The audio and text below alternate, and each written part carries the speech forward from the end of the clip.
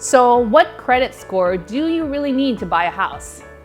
Hi, I'm Camille Naluai-Rios, your realtor with Faith Naluai Realtor, broker in charge. Let's talk credit score today.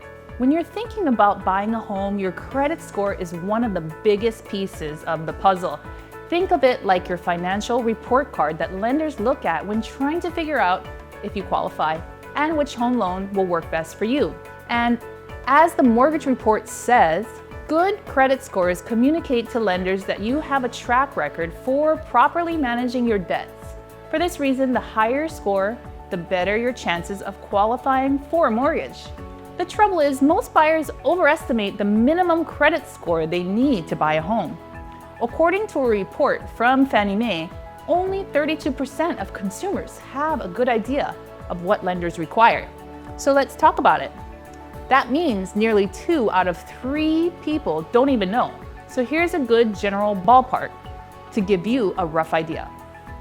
Experience says the minimum credit score to buy a house can range from 620 to 700, and maybe even lower, but will ultimately depend on the type of mortgage loan you're applying for and your lender. Most lenders require a minimum credit score of 620 to buy a house. Basically, it varies. So even if your credit isn't perfect, there are still options out there. FICO explains, while many lenders use credit scores like FICO scores to help them make lending decisions, each lender has its own strategy, including the level of risk it finds acceptable. There is no single cutoff score used by all lenders, and there are many additional factors that lenders may use. And if your credit score needs a little TLC, don't worry. Experience says there are some easy steps you can take to give it that boost. Number 1, pay your bills on time. Super important. Lenders want to see that you can reliably pay your bills on time. This includes everything from your credit cards to your utilities, like your electric bill and water bill, and even your cell phone bill. Consistency and on-time payments show that you're responsible. Number 2, pay off outstanding debts.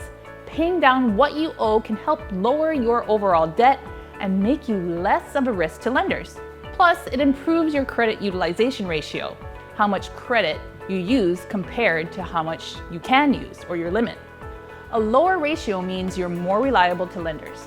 Number 3, don't apply for too much credit. While it might be tempting to open more credit cards to build your score, it's best to hold off. Too many new credit applications can lead to hard inquiries on your report, which can temporarily lower your score. So what does that all mean? Your credit score is crucial when buying a home. Even if your score isn't perfect, there are still pathways to home ownership. I have trusted lenders I am happy to connect you with. Reach out today and let's get started.